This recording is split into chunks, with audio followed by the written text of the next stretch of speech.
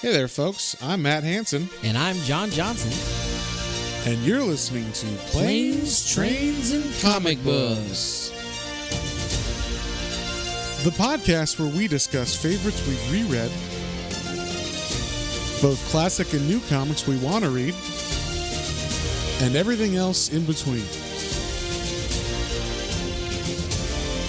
And here's the comic we picked this week. Hey there, everybody. Welcome back to another episode of Planes, Trains, and Comic Books. Today we are doing a very, very cool crime, mystery, noir, Crime thriller, yeah. whatever, comic book that is written by Ed Brubaker and Sean Phillips called Reckless.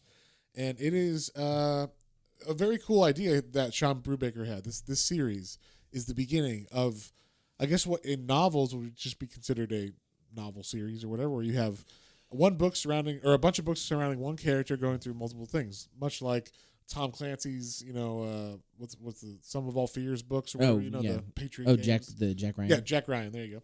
And then you got the Jack Reacher series, then you got the Mission Impossible, they're all around Ethan Hunt. So you got like those ideas in movies and TV and books. And this is the first time that someone's actually done it on purpose in comics. Where he's like, I'm not putting out single issues, we're just doing single hardcovers that are coming out every 6 months, and they're going to be about the same guy, the same universe. The same. And that's cool. So that's never really been touched on like that? No. He was like, why? I don't know.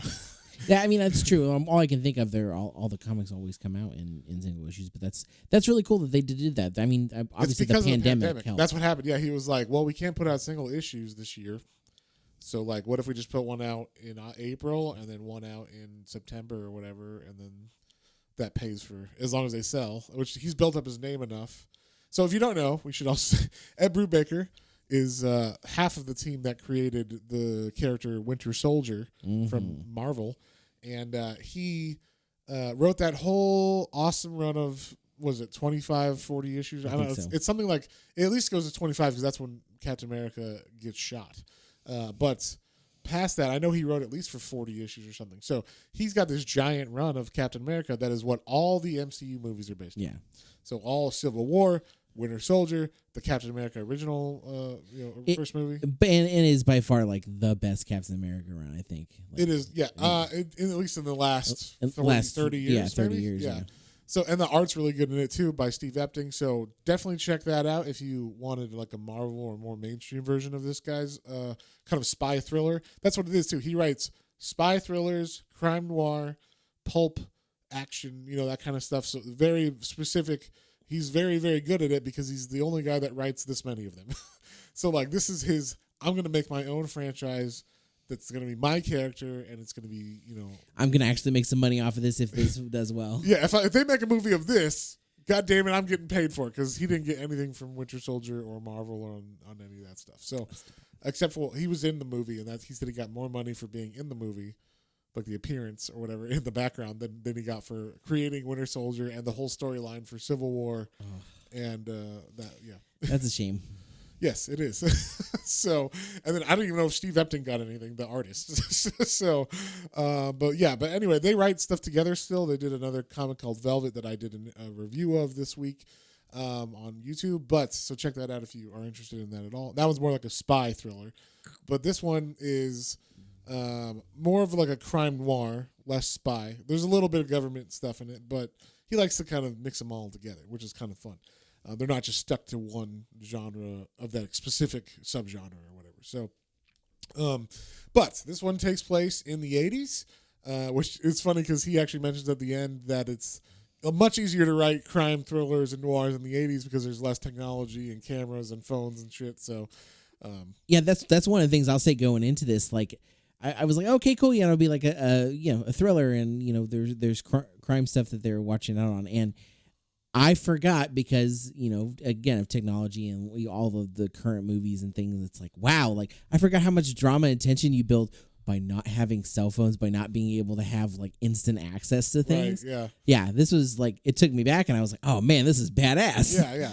That's exactly what I felt. I'm like, oh, if he could just call someone here in the middle of nowhere, then that takes away all the tension of being stuck in the middle of nowhere. you Yeah. know, like, or if, I need to find something out, well, I'll just Google it, or whatever, you know. Like, Yeah, there's a stakeout that he does in this, and I'm like, oh man, I forgot. Like sitting and waiting and actually watching someone and not being able to just Google their history and what they do and like, yeah. the thing, Or even have like I'm going to put a tracker on their car, Yeah. and it's going to tell me everywhere they go from the GPS coordinates, you know, like. yeah, no, I actually have to sit here and like figure this out. Yeah, I know, Yes. that was wild. So I appreciate that as well. It also puts you just in that mode, like you said. It fits really good, especially if you. I mean, I grew up before.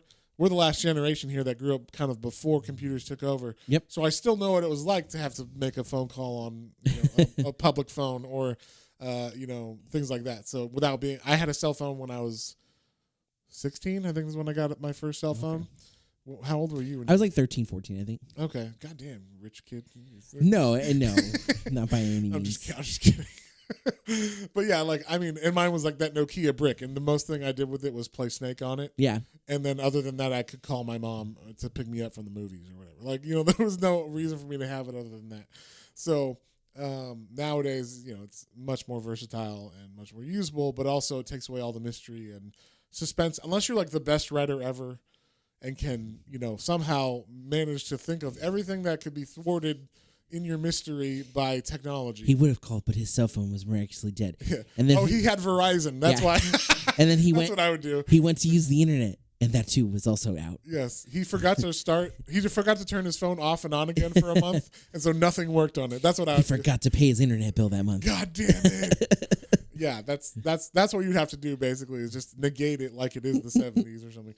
And then of course the best thing would be like, oh, couldn't he just borrow someone's phone? I'm like, no. I don't know anybody that you go up to, but can I borrow your phone for a second? And like, nowadays, I don't know. No, about that. fuck off. So, because it's so sensitive, right? You got all your information on it. You think someone's trying to steal it because it costs $1,000 or whatever. So, yeah, it's an interesting thing to have crime stuff nowadays if you're gonna write nowadays. But yeah, anyway. So this one, like I said, is in the 80s and it takes place mostly in the late 70s, 80s. But the modern day for this is 1981. And it starts off in a very cool way. I like the way this book starts off. It's just he's got chapter titles. I don't know if the chapter titles are every 24 pages like a comic, or if they just happen whenever the chapter's over. But it seemed like it just flowed really well. They would just appear, and I'm like, okay, here's the new chapter. But this one was called "This Thing I Heard," and you just hear someone talking, and it's like, so there's this number I call. It's like 1-800 something, and you leave a message on the machine. And if you're in some kind of trouble, and that person, you can't go to the cops for it, and that person that hears the message decides it's like a worthy cause, well, maybe they'll help you solve your problem. And then you see the two guys are in a barn.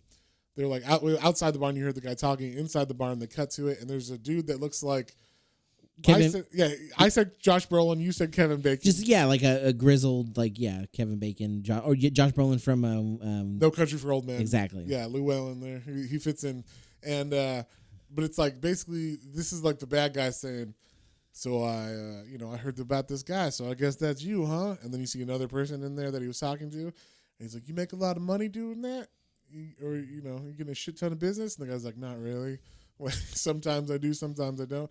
And he's like, I have to kill you right now, right? And he just pulls out a machete, and he's like, holy shit. And then it just cuts away. It cuts away after the guy he's talking to goes, yeah, I get that. I'm the man. I'm right here with you, man. And he's got an axe in his hand. He's covered in blood. So obviously, the dude that he's talking to in the barn is he's already been murdering people or whatever. So that's the introduction, and then we cut to. Turns out the guy with the axe that's already been murdering people. He's the main character, and his name is Ethan. Ethan Reckless. And we cut to 2 weeks earlier. I also like that his name is Reckless. His last name. It's like it's very 80s. It's very like 80s thing to do. Just fuck it. His last name's Reckless. Yeah. So it's like, might as well. But it's not a believable last name at all. But just it's the series. We're gonna call the series Reckless, and that makes sense that that's his last name or whatever. So, but yeah, we're in Los Angeles, 1981, and this guy lives in an old theater called the El Ricardo, and he's just like dead inside. He's like a private eye for only cases he wants to take that seem interesting. He doesn't have to pay rent or anything on this theater that he lives in because someone gave it to him, gifted it, like a client gifted it to him as payment. So he just has this theater that he's made into like a house, but he also just watches old movies in it and stuff. He's got an assistant named Anna, and she's the one who takes all the messages and then says, this came in, that came in. But as you can imagine, like, it's just a phone number that travels around. There's no marketing for it. So the phone calls don't come that often or whatever. No. So she's telling him, hey, can you pay attention? I have to leave soon. There's this, these are like a car repo one. He's like, no, I don't want to do that. That's some bullshit. Yeah, I don't like car people. And she's like, but it's $2,000 to like pick up a car. And he's like, well, I don't want to do it. And then she goes through a couple other things, and then and she's like, well, you got to pay my rent or like my salary. So like, if you could fucking do that, how about you do a job? We're getting kind of dry or whatever. So he's like, all right, are we that low? She's like, yeah. And she's like, oh, there's one more thing. And there was one person that called, and she said she possibly knew you, and that you should meet at this hotel at this time, and that you would know what that meant or whatever. And she's like, I don't know if you want. He's like, yes, I'll do that or whatever. So he obviously knew what that hotel meant and everything and all that. So I will say, I don't know if you've ever seen the movie that they're watching. It's called The Night of the Stalker, I believe. But it is, or The Night of the Hunter. That's what it's called. It is the movie where the love and hate on the knuckles is from. Oh, cool. It's a fucking awesome movie. It's about a serial killer who poses as like a preacher and goes to like towns and murders kids and shit. So dang. It's super fucked up, but it's like an old movie from like the 40s. It's black and white or whatever. So it's super cool. Anybody who's interested in kind of interesting, cool movies that you might have missed, check out Night of the Hunter. But yeah, they reference it all the time, like The Simpsons and stuff. Like Sideshow Bob has love and hate on his knuckles or whatever. And Die Bart Die. Yeah. So nice. So yeah, that's what that's referencing. But that's the movie he's watching. I just wanted to mention that because that's one of my. We watched it once, and I was like, "This is a fucking awesome movie. Why does no one talk about this movie?" That's cool. We should do the movie night one night. I had no idea. Yeah, it'd be fun. Anyway, he does decide to go see this lady, and he's like, "Okay." So we see the next chapter is called "Which Way the Wind Blows," and we see he meets up with her. And he basically gives, before he meets up with her, to us, he gives what happened, like generally a little bit of what's going on. And so we get a little history from Ethan. He's like, so. It was in the 70s. It was in the 70s, the roaring 70s or whatever. But basically he used to work for the FBI as like an undercover agent. He got in, they say later, but he got in because his dad was in Naval Special or Intelligence or whatever. I think so. Naval Intelligence. And like he didn't want to go to Vietnam, so his dad's like, well, I'll get you a job at the FBI Academy, or I'll get you a job at the FBI if you pass all this stuff or whatever. So he did that, and so he got in the FBI, not because he wanted to be in the FBI, but because he didn't want to go to Vietnam. And so then he ended up having to be undercover for all these like hippies and other protests, like all the bombings and stuff that happened with like the Weathermen Underground. Weather Underground. The Weathermen and then the Weather Underground. There's two separate groups. Yeah. But there's a lot of people protesting back then. A lot of, we'll call it domestic terrorist groups that are like, back then they were the left-wing terrorist groups that the government was trying to shut down and stuff. So they used him. They were like, hey, you go to college because you're the right age. You tell us, what are these groups? Who's in charge? What's going on? What do they want? What's their motivation? And apparently one of them, the one he was in, was one that liked to set off bombs a lot. And so that's what he was trying to get those people. And apparently he actually got blowed up. And that's what ended up fucking up, he says, his memory. So he's got really bad memory about that time, specifically the day that the bomb went off, and he's a little fuzzy on some other things around his life. And then two, he has like no emotion. So like, stone cold. He must have got like a concussion and it just fucked with like his frontal lobe or something, because he doesn't have any. Yeah, like he's like, I don't feel anything, and it's weird because like I don't have any emotion except anger sometimes, but other than that, like, I can pretty much just not feel anything and it's fine or whatever, So he's so numb, he's used to that kind of thing. But he's like going back and remembering their affair basically. So what it was he met this girl named Rainey Livingston in college, and she would hold up a sign, Nixon is a fascist or whatever, and they would picket and all that stuff and protest, and also like make love and stuff. And it turns out her brother Anton was the leader of this group, and he was kind of a little bit more hardcore than just protesting. So he was like, let's set bombs and blow shit up and, cause some real revolution or whatever. And basically him and Rainey just ended up kind of being like, we don't want to do that. We'd rather just leave this whole system and go be living on a beach somewhere. Go be together. Yeah, live on like our own hippie commune where she grows vegetables. I'm on a beach in the day surfing all day, and then I come home and we make love and fucking look at the stars or whatever. And so, like, that's what they had the idea of, but that's not how it ended. Like we said, it ended with the bomb exploding on accident in the house that they were in, and basically either people dying or everybody being on like wanted lists and stuff, and then him just washing back into the FBI or whatever. So, and he even says after that, he was never the same because he was never a company man in the first place with the FBI. Yeah. And then even after this, he got more disillusioned because it's like, I'm hanging out with these groups. They're making some good points. Also, I'm seeing like good men like Martin Luther King get like assassinated and shit for things that I'm like literally looking into with these other groups. So it's kind of like he's disillusioned by the FBI and the government in general anyway. So that's how he ended up just falling out of this. And then he says, oh yeah, and that's how I like, after 10 years, so I helped someone out. They told someone else that I helped them out. Then that's how this number got around. And then I ended up just kind of being a personal PI for some cases for some people. So he meets her right away. She knows him as Donovan Rush, which was his undercover name. So she's like, oh my gosh, Donnie, how are you? And they kind of just fall right into their pattern of kind of right back where they were being together. Yeah, it's been 10 years, but you know what? They still kind of like each other a lot. They're still being like standoffish, obviously, but he's just basically like, what happened to you kind of thing, and how did you find me? And she kind of tells her history about how she, was going around and was with a couple different people and groups, and then she heard about his number from someone else, and she was like, what's this guy look like? Because the way that they described the person sounded a lot like him. And then she called him just assuming. But basically what happened is she needs his help because someone is after her because she says it's like, it's like she wants his help because she knows someone has money of hers. And from a bank robbery. From a bank robbery that they did after. $100,000. Yeah, her cut was $100,000. Yeah. And basically they all robbed this bank with a group that she was in after the bombing and everything with her brother. It's like a group she went in afterwards. They robbed a bank, hid the money. Then when she went to go collect it, the guy whose name is Wilder was like, sorry, money's gone. Rats ate it and the weather got to it. And then she's like, no, it didn't, because he has a giant compound and everything. So she's like, I want my money. Can you find it for me or can you get it for me? And he's like, yeah, I can do that. Why do you want it, basically?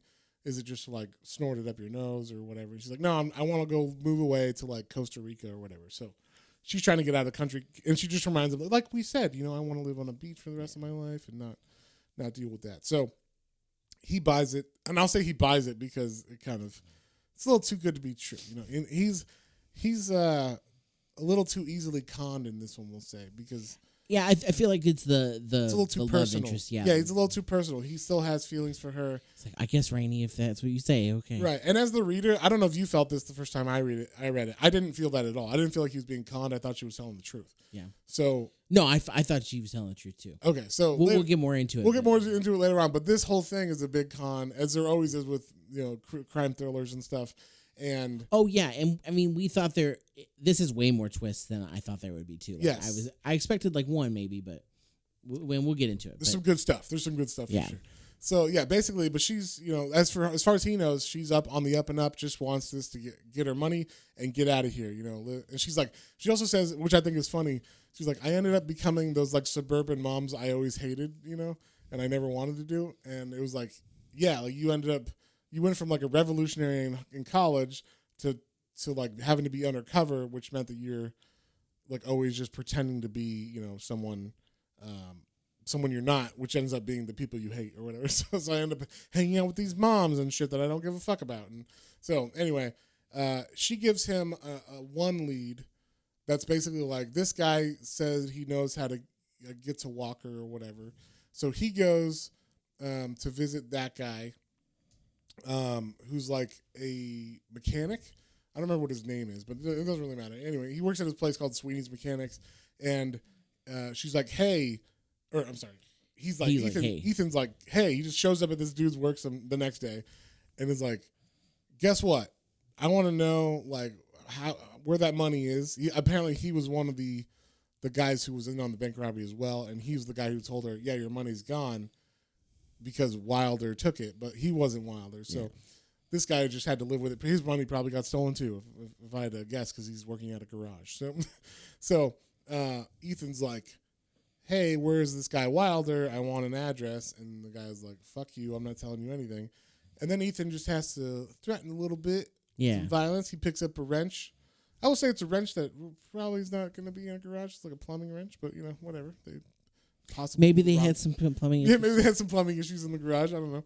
But it's like a pipe wrench, not a car wrench. But either way, he could have picked up a tire iron. That would have looked better. But he threatens to beat the shit out of the guy, or tell the police that, hey, one of those people you're looking for, the bank robbers, is here. So the guy's like, "Fuck you, whatever. I will tell you what I know, but it's not that big of a deal." So he tells Ethan, the person, I don't know where to find Wilder, but someone who does is this lady named June. She works at a diner. You might be able to get the information from her. Yeah, go talk to her. Yeah. So he starts staking out this lady at the diner, and in the meantime, he calls Rainey from a payphone because she's staying at his place, or I think she's staying at a hotel. She's staying at a hotel. She's like, he calls her. He's like, "Is everything okay?" She's like, "No, like someone's been here," and he's like, "I just went to that dude's place a couple hours ago. Where it was, it's not enough for him to get his buddies, drive all the way down to L.A., smash your windows or whatever." So basically, someone broke into her room, messed stuff up, and then broke a window or the mirror in the restroom saying "stop" on it. Left a message for her. So he's like, "How could that happen? There's no way that could happen." So he's like, "Wow, someone else is into this then. Like, someone else knows. Like, that means he's been called. Wilder's been called and probably on the run now. So great. Hopefully, he's not, but the only lead I have will probably lead me to nothing." So because of that, he just tells her, "Hey, you know what? I'm going to ditch this lead real quick, and I'll meet you down at my theater in Ricardo where I live, or the El Ricardo where I live." And he gives her his address and all this stuff. So he's giving her personal information now and all this stuff. He's like, "It was a mistake then, but I didn't know." I do like that he calls Anne at least to let her know, and he's like, "Hey, we got somebody's gonna be staying with." She's like, "What are you talking about? Like that's like your address. That's a main rule of yours is like none of your clients know where you live." Yeah, and so he fucks it up because of his attachment to her. Yeah. So she's mad when he gets there, and Rainey's already there, but Anna's like, "What the fuck? You're not supposed to do this." And he's like, "Look," and she's also like, "Was she at least paying us?" And he's like, "No," but also just do this, and I'll do the car job. All right, I'll do the one where I'm going to repo a car, and you'll get your money. She's like, "Okay." So she's staying there, and he kind of just tells her about like what happened, like I said, with him how he got the movie theater and all that. But then we get like a little bit of backstory of what happened in between when he was in the hospital after the explosion and stuff. And it's something that really it just kind of gives more stuff about him and why he left the FBI and everything.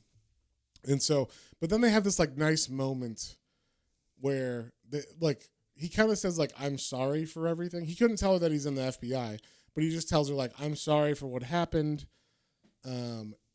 It's not, it wasn't your fault what happened, but like, it was bad that it went down like that. And I'm sorry I never checked on you and stuff." So basically they have like a heart to heart, and then she uses the phone to make a call real quick. And then she went down to her car to move it. And then she opens her car as he's standing there, like looking at her, being like, "Man, maybe this could go somewhere."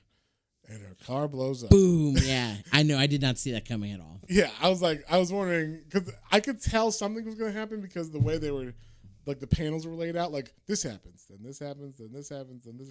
I didn't see the car exploding. Yeah, I didn't know what exactly was going to happen, but that was interesting. So the car explodes. He sees his, this old lover / client now blow up and die in the car in front of him, right outside of his movie theater. Yeah, talk about a splash page. This is really pretty. Yeah, really good colors and everything. Yeah, I mean, we didn't mention the art, but the art is fantastic by Sean Phillips. Oh yeah, It's always good. He does all of these with Brubaker, specifically like all these image books, like Criminal and stuff. He does all these crime books with him. So really good art. They work really good as a team. So, but yeah, basically he gets knocked out from the blast, then he comes to, and then right away, he's like, it took him longer than I thought. And then he gets out of the hospital, and the FBI is already waiting for there. He's like, where's my? And then he's like, hey, Ethan. Hey, Ethan. We got a car for you. So Come and get in the car with me. We need to talk. he gets called in by his old agent, who's named Frank. His old was it handler? I guess they call handler him. or partner. Yeah. It's the guy that knew he was in undercover.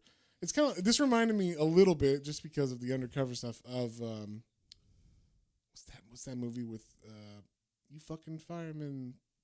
Movie with the Boston. Oh yeah, The Departed. The Departed. Yes, very much. Because so. everybody's undercover and who knows who's undercover and all that stuff. So not quite as deep as that one where it's like undercover. But like this one is like, okay, so Frank knew he was undercover. Yeah. And he always had to clean up this kid's messes, and it always seemed like the bureau was basically like, we fucking think you're a traitor basically. Because we think you've turned to be one of these revolutionaries, but you got blown up in a mission, so we have to like treat you like a hero.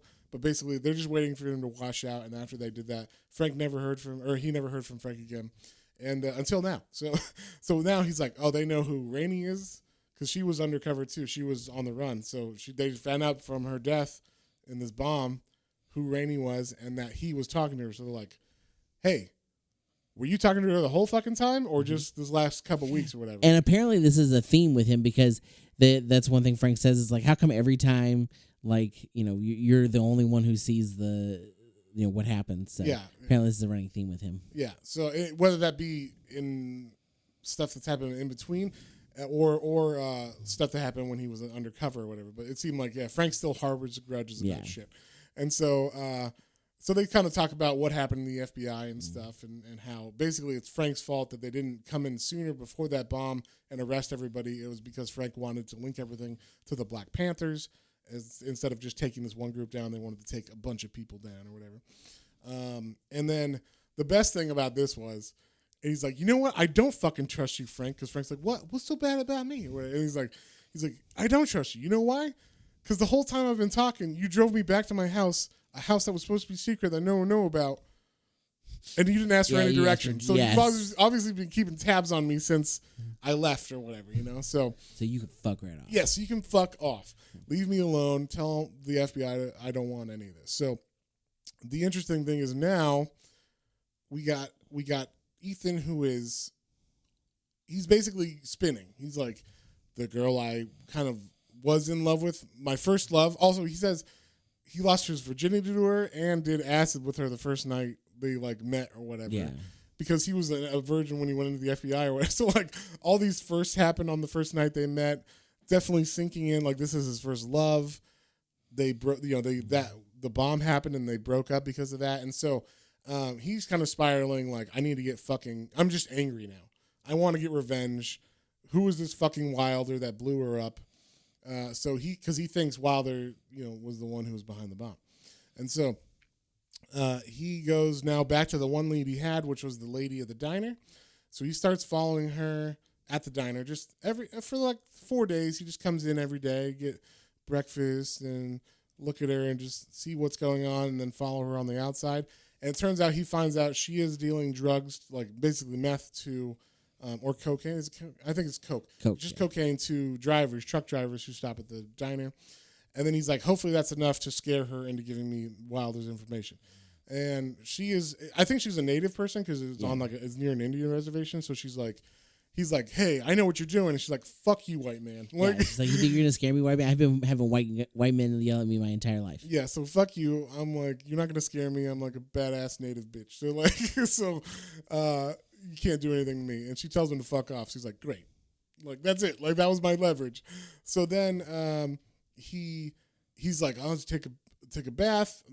Now she's already called Wilder again if he was not gone already. And now he's definitely gone because I just alerted that I'm really looking for him now. I confronted her about it. So when he gets out of the bath, I thought this was like the Big Lebowski. He's like, "Where's the money, Lebowski?" Like, he's like, "What are you talking about, man?" But basically, he gets out. He's only in a towel. He comes into his room, and there's two guys just waiting for him. And he just like, fuck, and he just throws his towel at one of the guy's face and just starts punching and throwing blows at them. And he's like, the best thing is he's like, "It doesn't hurt. I mean, it does hurt, but I don't care." Like, he doesn't. He's just so mad, and he's so like apathetic to everything that he doesn't care that he's getting beat up. All he really cares about is this fight actually means good thing for him. It means, one, he's got someone to follow now. These two guys, when he gets back up, they don't kill him, they just beat him up, and I think he plays maybe a little like or whatever. And so they're like, "Yeah, we got you good. Better not see you in town anymore." Yeah, you get out of here. And so he's like, "I got someone to follow," and also that means that Wilder didn't run. That means that I'm supposed to be scared away by these guys, not follow them. So basically, he tracks these guys all the way back to some land where Wilder has like an airstrip, and he hikes out at the airstrip and just looks at what's going on. Basically, what's going on is this is Wilder's drug landing strip. He gets all his drugs, then they take it to his house or whatever and cut it and all this stuff, and they sell it. So he goes to the airfield after he waits till everybody's gone, because everybody shows up with guns and shit, because it's obviously a drug deal. So, the money is there. There's money and drugs being exchanged at this place. All the guns leave except one guy who's there with the plane while it's refueling, and he basically goes up to that dude, punches him in the face. Not the refueling guy, but the guy with the gun, and then ties up the plane guy and says, like, "What's going on with Wilder? Where is he at?" or whatever. So then we cut to, and this was cool. It just says Wilder's point of view, and he's just sitting. He's reading a book about Ted Bundy, and he's like, "Man, this guy's a shitty man." Basically, like he's such a bitch. He'll like kill women, and he has to trick people into doing it and stuff. Like a real man fights someone face to face, one on one, hand to hand or whatever. That's like what he's thinking in his head. Then he hears, "We got a problem at the airfield." He gets a phone call, and then he looks out the window and sees smoke. He's like, "Fuck, what is this?" And he's thinking like, "Oh, he's getting hit by all these people." Yeah. And it said like, "Oh, he's been on coke for days." So at first he didn't realize it, but then he remembered. There was someone asking questions at the diner, and he's like, "Oh, shit, it's that guy. It's not one of my enemies. It's not the Mexicans. It's not the other gangs. It's this guy who was looking for someone." Yeah, so we don't know who they are, but I'm coming down there right now. And I love this. He puts on his shit kicker boots, and then he puts on his mirrored sunglasses because it's the 80s, and he goes down to kick some ass. And so as he's walking down from his house to the airport, or the little airstrip, he just sees all of his guys like slowly scattered everywhere. One guy is stabbed, the other guys are like shot, but then he realizes no one's dead. Like, if no one's dead, then this guy's like has some compassion, or he just doesn't want to murder everybody. Yeah. He's a little different. So then he realizes who this is, because Rainey had told him Wilder also heard the story about the guy who helps people who call them. Mm-hmm. So he's like, "Holy shit!" And that's when I knew. And then he's like, "There's a number that you call," and that's where we end up right back at the beginning of the story. This was the first page we saw where he's talking outside the barn, and then we're I like this. They just cut to, because we already heard that scene, the fighting. The fight. So we get the big fight with. We got Ethan with an axe, like a hatchet, and then we got Wilder with a machete. Yeah. And like we said, Ethan's already been fighting, so he's all bloody and shit. Machete knife fight, or machete axe fight. Yeah, it's pretty awesome. It's a pretty awesome fight. And the best thing is, like, Ethan's like, most people are scared of blades. And we're reading his narration over this fight. So he's like, most people are scared of blades, but since I don't give a fuck, like, I'll just take a hit to get a better hit. So he lets the machete hit him in the arm, like in the forearm, cut pretty deep, but that allows him to get close enough to cut Wilder in the stomach with the axe and basically disembowels him. Yeah. And then while Wilder's like sitting there dying, he's like, "Who told you about my phone number?" And he's like, "What?" And then he's like, "You heard about me. How did you hear about me?" And he's like, "Some chick in Berkeley told me about her." And he's like, "But wait, you knew Rainey, right?" And he's like, "Rainey, what does she have to do with this?" And he's like, you killed her. He's like, what are you talking about? And he's like, what the fuck? Like, I thought you killed Rainey. He's like, why would I do that? Why? I love her. Or whatever. Like she, I did some, I was mad at her, but I wouldn't kill her. Yeah. So basically we get revealed that like this guy didn't kill her. So who killed her? We don't know. And so then the best thing is he's like, but man, you just stepped in some shit. Maybe it was Craven. And he's like, who's Craven? He's like, the pilot. Well, who's that? Well, the pilot named Craven works for the CIA. Mm-hmm. So it turns out the CIA, and we might know this as a little thing called the Iran-Contra scandal, but basically this is one side of it. The CIA is buying drugs from Nicaragua to fund the revolution against the communist dictator there or whatever that they want to overthrow. Yeah. And they're giving money to the rebels who are making cocaine. So they buy cocaine, then they sell it to this guy up in America, and Wilder, and he then sends it down to be used and sell to people who are then arrested in the drug war. So it's a big circle of government conspiracy that was originally thought to be crazy and then was found out to be 100% true. So, so there's a lot of weird shit with this, but I liked how he tied that into this. So what he's saying here is sometimes those conspiracy theories are true. You should look into them, read them all, know them all. Look into them, people. Look into it. We're here delivering the truth to your ears. Operation Papercut, right? Paperclip, not paper. I don't know what they're called. they're turning the frogs gay. Anyway, but yeah. So anyway, he just reveals like, oh shit, you just stepped into a pile because the CIA. I'm working with the CIA, and also Rainey knew that too, and so he's left with that knowledge. He's like, oh man. So then he's putting pieces together. He's like, if it wasn't Wilder, then it had to be the CIA that killed her. Because she was going to rat out about this conspiracy, right? This them selling drugs to American people, which causes that epidemic of the drug trade and everything in the 80s. So he's like, holy shit, the CIA is behind the murder. And he goes to Frank because he's like, Frank's my FBI guy. Maybe he can help me with this. Yeah. And he runs. He's like, it's like 2 a.m. He's like, Frank, wake up! And he's like banging on the door. Once again, there's no call. There's no cell phones or anything. So he's banging on the door. He's like, Jesus, what's going on? He's like, you know what time it is? And he's like, holy shit, you're covered in blood. His like arm's still bleeding from the machete fight, even though he wrapped it and everything. And he's like, wake up! Like it's like the CIA. It's them. They tried to kill her. And he's like, no, dude, Ethan, I've been trying to call you for like an hour, or like no, 2 hours. He said he's trying to call you for hours. We found the killer. Yeah, He's in the hospital. Caught the killer. We know who it is. It was her brother, Anton. And it's like, wait, what? What? And it's like the CIA don't even think about that. Like, but the thing I like about this is that just puts in a seed for future books.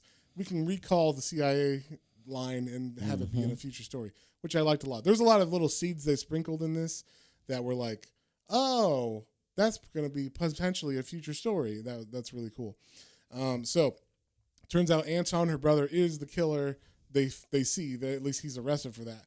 So then we see it says all the answers you didn't want to hear is the name of this chapter, and Anton is in prison or in jail, like kind of like an interrogation room, and he's meeting with Ethan now, and basically he's like, I thought you were gonna kill me, Ethan, when you saw me because of everything that happened. And he's like, well, I thought about it, but then you know what? I wanted to get some answers, and I'd calmed down since I was in the hospital for my arm wound and all that shit for 2 weeks. So now it's been a while. I'm calm. So thanks. And he's like, basically, like, what do you want to know? And so we actually find out this is what happened. He didn't kill his sister. Ethan actually pieced it together when he calmed down because he looked at her purse and he found out Rainey had the plan to kill herself because she was had like 3 months to live. Yep, because she has cancer. Yeah, she has like terminal 3 months to live cancer. So she was like, fuck it, I'm going to get back at the 2 guys who fucked me over in my life, Ethan and Wilder. And so she found him and made up this story about the bank robbery, or maybe it wasn't made up, but it was, believable enough for him. And so, and basically she was going to have her brother kill her like that, which would send him to Wilder and have them fight each other, which is what happened, except she had actually called it off because of their ended up having a touching relationship. She had actually called it off. That was the phone call she made right before she went down to be like, never mind. Yeah, don't worry about But that. apparently she didn't put two and two together where you can't just plant a bomb in 5 seconds. So he had already put the bomb in the car ready to go. So she went down to move the car and it blew up. So, but she was going to die in 3 months anyway, so she probably wouldn't have cared. But it wasn't more to like stop her from getting killed. It was more of her saving Ethan from the trouble of, killing, being potentially killed and being involved in this whole mess. So that's what we find out is Anton wasn't the real killer. She was technically the mastermind behind all this, and it was to get back at him. And then we also find out that she actually knew he was in the FBI because he doesn't remember that night. But Anton's like, don't you remember what happened? He's like, no. And he's like, the bomb went off and like, my memory's fucked up. He's like, well, Anton's like, well, you literally were like, hey, I'm in the FBI, Rainey. Don't go to the house. I'm going to arrest your brother. Then she called the house, which is what made us antsy, which triggered the bomb because I did, the guy that was building the bomb was going to dismantle it and he did something wrong. And then that set off the bomb while you were outside talking to me, with a gun to my head saying freeze or whatever. And so that's what set off the bomb. And the bomb wouldn't have gone off. Rainey knew that you were a cop because you told her. So she was playing along with this story that he was going with earlier as well. So basically she was acting, he was acting, but at the end she did not want him. Yeah. She saw that he had changed, that he was repentful of stuff, had regrets. She was ready to call it off. Yeah, she was ready to call it off, but it didn't end up that way. So that's what we find out, and basically he's just like, and that's what happened. So I was left with, I basically killed my girlfriend, or the first love of my life. I got into a bunch of shit that I didn't need to get into. He murdered Wilder, which is a drug lord. So I'm sure maybe there are other people who are above him. Oh, this will come back to haunt him. Yes, sure. I'm sure this is going to come back to haunt him, at least the CIA part. But if not, there's going to be other drug dealers that take over that lane, or people who maybe were above Wilder in that chain, like maybe the people from Mexico that sold to him, or what. It's just like crazier shit can happen from that. And so he's like, I just had to go surfing for like 4 weeks, took a bit off. And by the time I was out of that, I was back to my like nullified feeling self, where like he doesn't feel anything. He's just apathetic towards everything. And then everything kind of went back to normal. And he was like, you know what? It doesn't, I barely remember like even what she felt like or sounded like anymore because he's just put it back and his memory's so fuzzy on things. He's like, it's all that shit when you were young and you just push it in the back, basically. So, and he's like, I guess I'm sorry about everything that happened, but it doesn't fucking matter because it's already happened. So, and that's how it leaves. You just leave it with him, he fucked up everything because he got too involved with this girl. He broke all his rules and stuff. So we'll see what the future holds. But, that makes sense because he's reckless. And so, yeah. John, what did you think about Reckless? I really liked it a lot. Like you said, taking me back to like a time where you don't get that instant gratification of finding out the information, and so you really it really put you in that suspenseness of it, and I really like that because it had been a while since I had read or seen anything like that. So that was really cool. The art is great. The machete axe fight was so cool. Awesome. Yeah, like I want to see it. I want to see that live action too. Oh yeah, I want to see this whole thing be like a TV series or whatever. Maybe when it gets like 10 books in, it'll be like popular enough to like make it a series or whatever. But I mean, I really enjoyed it. Apparently Ed Brubaker fucking makes some.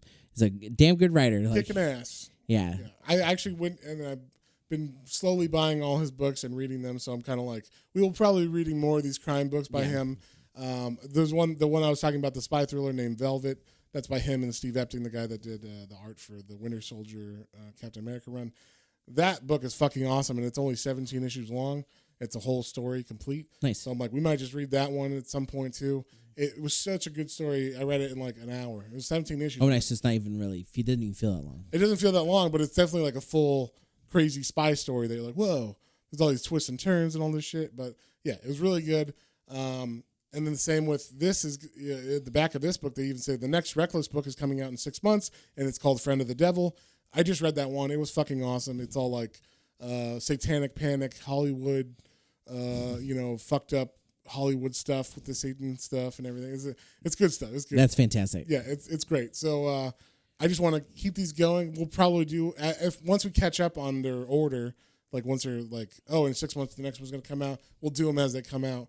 But we'll pepper these ones in every now and then until we catch up, which is only 3 books. So I think basically in 6 months, the newest one just came out 2 weeks ago. So nice. In 6 months we'll do another one. I'm down with that. I actually just listened to a whole documentary on the Satanic Panic because I didn't know I didn't know the full extent. I of knew. And I was like, holy crap. Oh, I knew. Yeah. But yeah, so fun stuff. John, what would you give this book? I was great, man. Solid story, fantastic art. It makes me excited for more. This definitely, if you know somebody who's like, oh yeah, I like crime thrillers, I like drama like that, or just, I mean, yeah, and it's a one-off story too. Like it's its own story. You don't need to know anything else. Also, I think all of these books are supposed to be able, like any of those series books, you just pick them up. You pick them up, any of them, and then start from the beginning if you wanted to. You know, so like that's a good thing about these kind of things. You can pick up any of them, and they give you enough about the character and stuff so that you don't have to know everything before, which is one of the downsides of comic books. Yeah. Is, you know, like what we've said with DC or even Marvel and stuff on some. Oh, yeah. I mean, if you don't know the continuity of 40 years ago. Yeah, if you don't know the last, like, 5 crises that took place over 40 years. Yeah. I'm sorry. We're not holding your hand. Yeah, so this one you don't need to. It doesn't hold your hand, but you don't need to hold your hand because we're doing a good job of making them individual stories for this one character. So, yeah, I think it's a great idea. 8. It gets an 8. Solid 8 from me, man. Sweet. Good. Yes. I'm going to give this a solid 8 as well.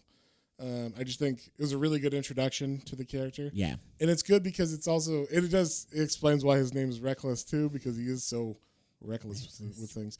I also liked just the double twist on, actually there's 3 twists, right? Because we thought it was Wilder, then he thought it was the CIA, then it was the brother, and then it ended up being her. So it was like 4 twists altogether that happened, and they all made sense, and they all weren't convoluted or anything either. It was just him making assumptions that were wrong. Yeah. But the assumptions made sense when he made them to you as the reader, kind of thing. So, and it led you to think, oh yeah, that makes sense, and then that doesn't. I didn't see her blowing up at first. I mean, I didn't see that. I know you said there was a little bit of maybe innuendo with that, but right. I didn't. I was reading. Oh, it was like literally the page before. So if you didn't catch I didn't catch that event, and then I turned the page and I'm like, holy fuck, that car just blew up. Yeah, and maybe it was because. Well, I don't want to spoil Veronica Mars season 4, but in Veronica Mars season 4, some things happen that are similar to this. Okay. So because of that, I was like, I'm aware of when people try to do things like that. So, yeah, I just thought this was great. It's such a fun, like, if you just want to read a good story, it's not like life changing or anything, but it's just like solid character, solid story, fun.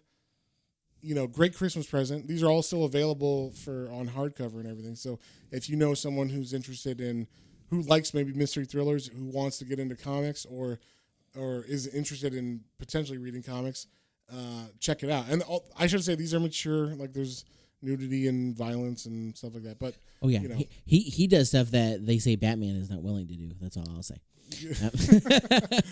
Yes. But it was cool. Yeah. So. You give it an 8. I give it an 8. What are we reading next week, John? What are we reading next week? Are we gonna do another Tim Sale, Jeff Loeb? Yeah, I think we're gonna dip our toe into the Marvel land of the Jeff Loeb, Tim Sale again. We're gonna do Grey Hulk. It's spelled. We just found this out. Yeah. It's spelled Gray. Yeah, don't think you're going crazy if you try to look up this comic because it's Gray. Yeah, I got confused and I thought I was going crazy. I'm sure we'll learn why it's like that. But yes. But yeah, I'm totally down. I'm more of a Marvel guy, so I'm excited to dip into these because I think I've read Captain America White because when I was reading comics, like I was picking up pretty much everything Captain America during that time. I just don't recall. I haven't read any of these ones. But I mean, I'm excited to go back to it because like you said, it's kind of been like. Every time we see their stuff together, it's like, oh man, this is really solid. This is really good. They have moved up as a creative team to like number 2 or whatever. Like they're really close to being like, if I see a book by them, I will definitely just pick it up because they're fucking great together. And so, I mean, like when we read X-Men or the Wolverine Gambit, I went and found the hardcover of that. It's at a fucking print. I had to go like search all over the place to find it because I was like, this is so fun. It's such a good like early. It's nice because it's like early. It's like you get to see the relationship blossom as a creative team or whatever, So like you get to see them working together, and then you read Long Halloween, and you're like, oh man, this is fucking awesome, you know. So like all that stuff, and also those are coming out now in deluxe version. You get Long Halloween's coming out right now. It's out right now as the deluxe version, so it's like oversized hardcover. It's not the absolute, so it's affordable. It's like $35 or whatever. Oh, nice. So it's like a nice version of that book. And then they're putting out all the ones. So Dark Victory is going to be in January, I think. And then they're doing Selena's. It's either Selena's Big Score or When in Rome. I think it's When in Rome. Okay. Is the one that they did, and that's also part in the same universe. So it's like a Catwoman story in that same universe. Nice. So, very cool stuff from them. So that's why we're trying to, we'll spread them out. There's a bunch of books for them we haven't read. So we're trying to put one here, and then maybe in 5 weeks or something we'll do another one. You know, so we're trying to pepper those in along with these mystery books and crime thrillers that I've been reading. And then also, if there's anything you guys want to hear us read about that maybe we missed or we don't know, or manga and stuff, we're trying to pick some manga for the next couple of weeks, just because we haven't done one for a while. So if there's anything, you know, feel free to email us at planestransandcomicbooks, all one word, at gmail.com. And then also, if you guys like my Matt's mini-series with Swamp Thing, I am starting under our Ko-fi, our support page, ko-fi.com/planestransandcomicbooks. Under that page, which is in the link tree under the notes and all that stuff. All our links are in it. All the description pages and all that stuff. So if you go to that and go to our support page, it will be for one of the tiers. I don't know exactly how much it's going to be yet, but not super expensive or anything. It's just going to be a Matt's Minis for the Hellblazer series. I'm going to read all of Hellblazer in continuity with Swamp Thing. So if you already listened to Swamp Thing and you wanted to know what happens to Hellblazer at the same time, you get this. Each month, I'm going to read Hellblazer, you know, at the same time, and that way you will know what's going on in both, and until they end, basically. So I'm going to read all 300 issues of Hellblazer. What he's saying is Matt's put a lot on his plate, but he's excited to read them all. I love Hellblazer. I mean, if I got to do something, it better be Hellblazer and Swamp Thing, you know? So good stuff. And then also I got another one coming out that I'm thinking about doing, or I'm saving up for those issues. So I'm doing Spawn. I'm going to do Spawncast under me and John are thinking about, we're going to work on this series called the Extreme 90s Comics. Yeah. Which are all about the Extreme 90s Comics. You know, lots of pockets, lots of lots of pouches. Lots of swords with two blades for no reason, and guns that don't make sense. So, and small ankles. Yeah. And so we're going to do series that like probably should be forgotten, that were like ridiculously extreme for no reason. Like everybody's got a mech suit and, you know, pouches, but it's like Booster Gold and Blue Beetles. So like, or Thor, where he's got his long ponytail and metal. He looks like Judas Priest or something, but like stuff like that. We're gonna do series like that, and part of that series, I've already started recording my part of that, which is Spawn. I'm doing starting to read Spawn. I'm not gonna say I'm gonna do all Spawn, but I'm gonna read Spawn until maybe it's not cool anymore, or no one's listening to it, or whatever, or I get bored with it. So, but I've started with Spawn. I've already got like 5 issues of that recorded, so that'll be part of it'll also be in a separate tier as part of the like Extreme 90s comics. So nice. If that sounds fun to you at all, it'll just be a fun series where we kind of make fun of it, laugh, maybe find out, maybe this shit isn't as bad as we thought, which surprisingly, Spawn, fucking pretty solid comic. For if that came out nowadays, I would buy it. So yeah, it'll be pretty fun if you are all interested in that. But with that being said, be sure to check out all our stuff on YouTube, Twitter, Instagram, Twitter. Yeah, we got all our links out on there, and we have other stuff coming down the pipeline too. So don't miss out. Yeah, and we will see you guys on the next one. On the next one. Bye.